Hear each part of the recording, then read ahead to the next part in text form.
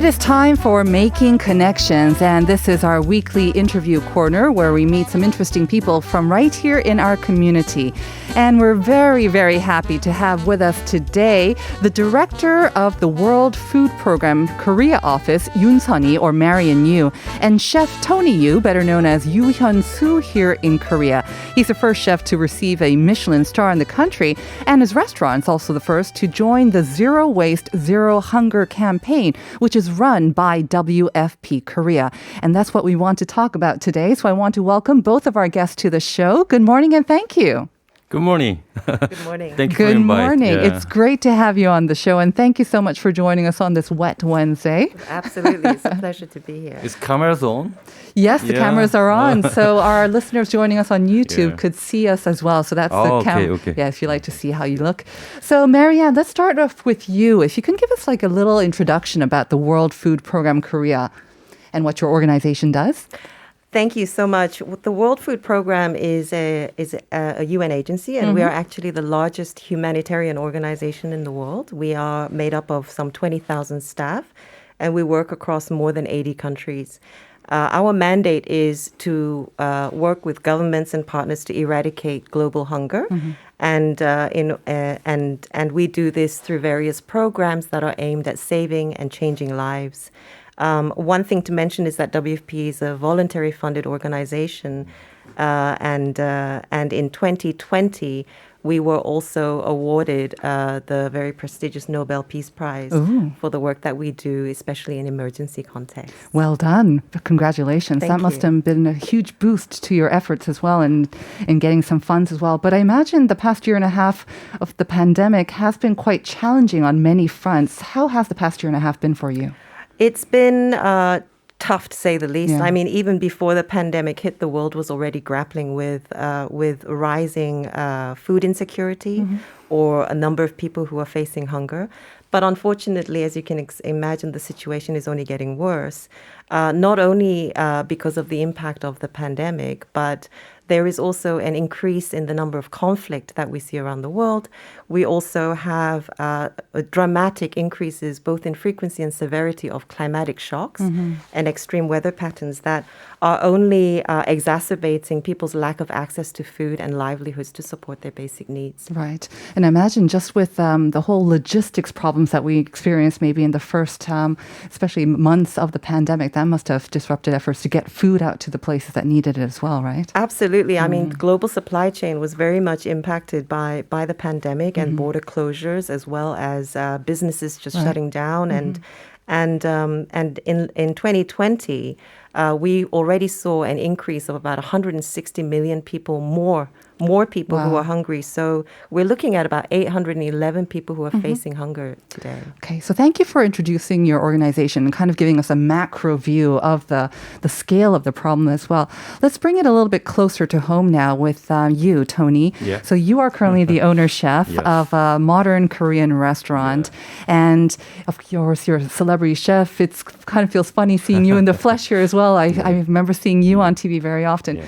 How has the past year and a half been for you? I know it's been so difficult for the hospitality industry. It's been 20 years since I started cooking, and it has been the toughest period. Yeah, the business owners would understand what I'm saying. Yeah. First of all, I own 2 offline restaurants, which nowadays I try managing flexibly.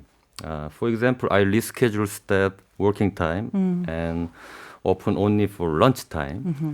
Try shorten open hours, develop product to sell through home shopping or live commerce. Right. I'll do my best. I mean, of course, I'm sure with your celebrity status and at least public profile, you are faring hopefully better than some other restaurants as well. But even so, I imagine that there is a lot of maybe businesses or maybe reservations that are suddenly cut because of the changing sort of social distancing measures as well, which must result in quite a bit of losses as well, right? I mean, suddenly unexpected interruptions to business. That's right. right. Must be very tough. Okay, so let's turn our focus now to what we want to talk about, this Zero Waste, Zero Hunger campaign. This Zero Waste, Zero Hunger campaign, it seems rather sort of self-evident, but what exactly is this, and when did the Korean branch kind of launch this campaign as well? The Zero Waste, Zero Hunger campaign was launched in 2019 here in Korea by the WFP Seoul office. And in fact, I need to say that there is now a global campaign around food waste and stopping food waste, to which our campaign is very well aligned as well.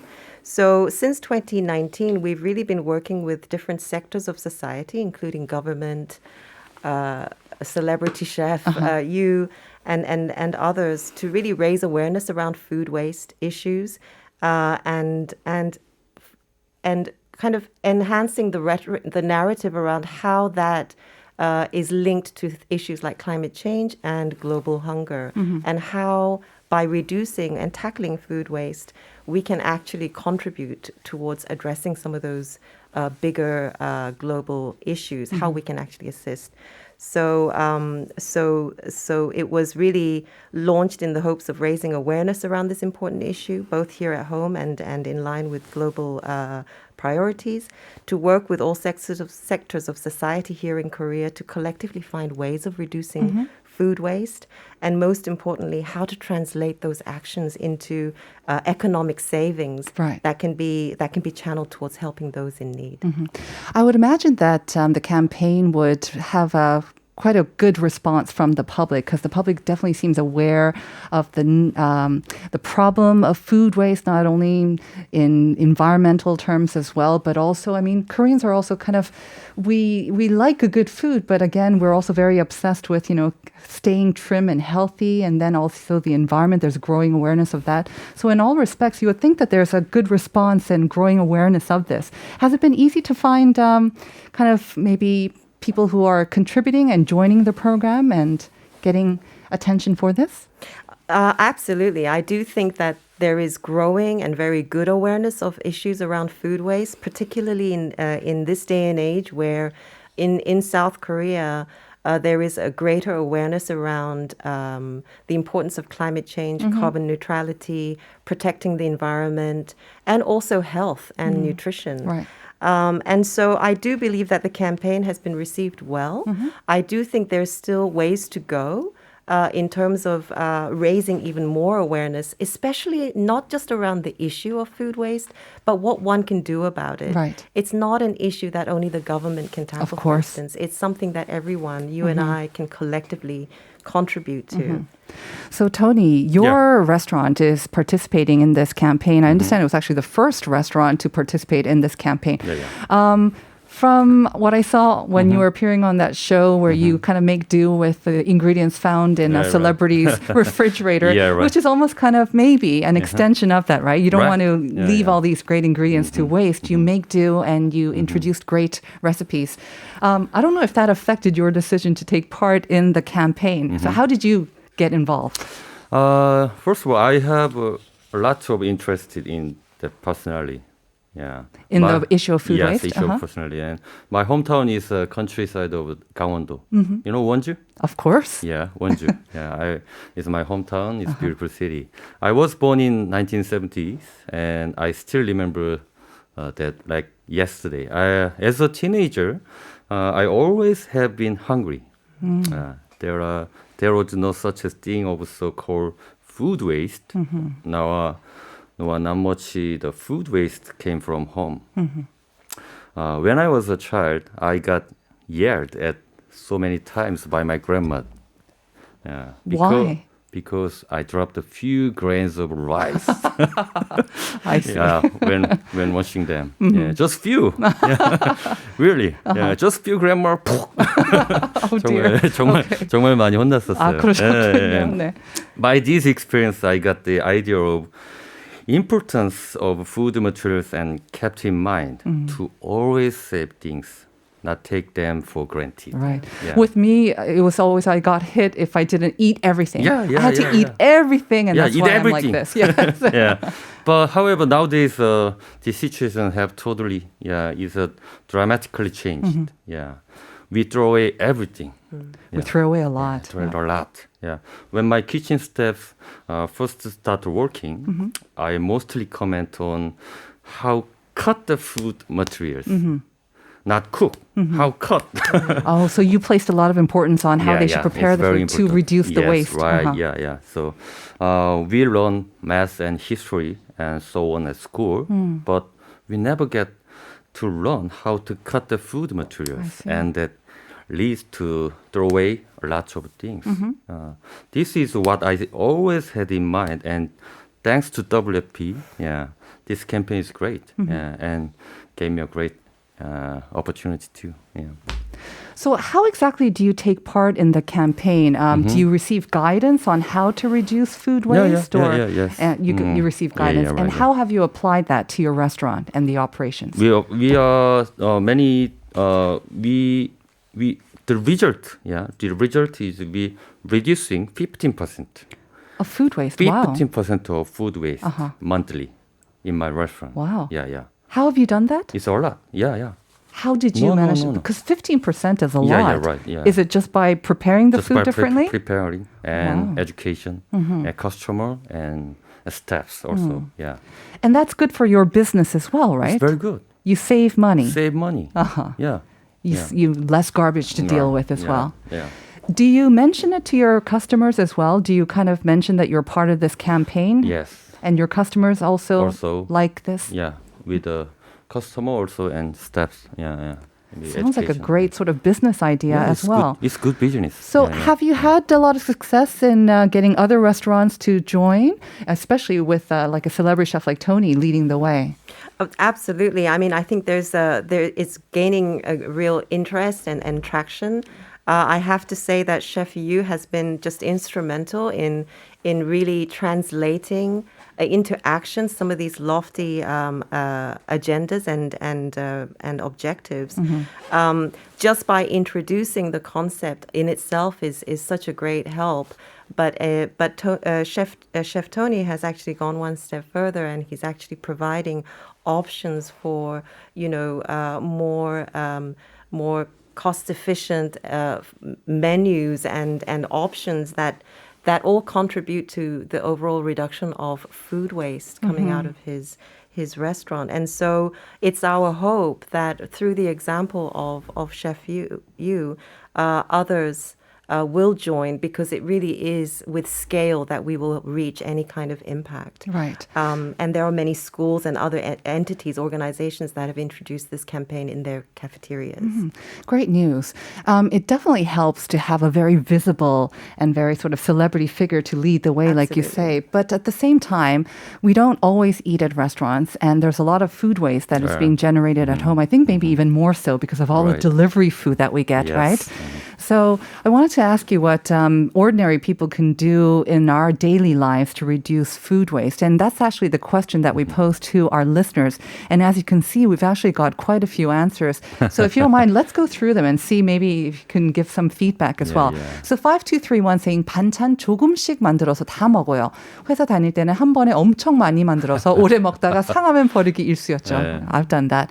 평일에는 반찬할 여유가 없었거든요. 요즘에는 휴직 중이라 조금씩 요리하고 남김없이 먹고 있어요. Good, yeah, right. good. Just the right amount. Absolutely. 0530 당장 못 먹는 것은 미리 냉동고에 소분해 놓기. 못 먹어서 버리는 음식물 쓰레기의 양을 줄일 수 있어요.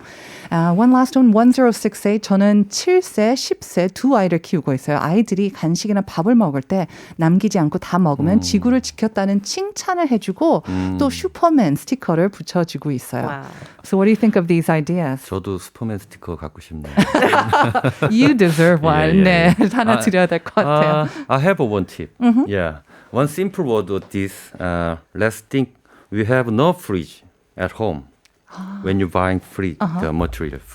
Yeah. That's right.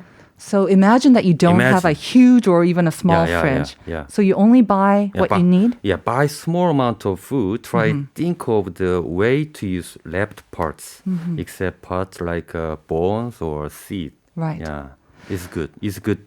I think it's good. That's answer. a great Yeah, tip. it's I mean, great I tip. think a lot of us, we have these big, one or two refrigerators. Right. We buy in bulk because it's cheaper, but then you end up throwing a lot of it away, like one of our listeners said. So YK Che saying, I try to go grocery shopping every single day so that I can get some exercise and reduce food waste as well.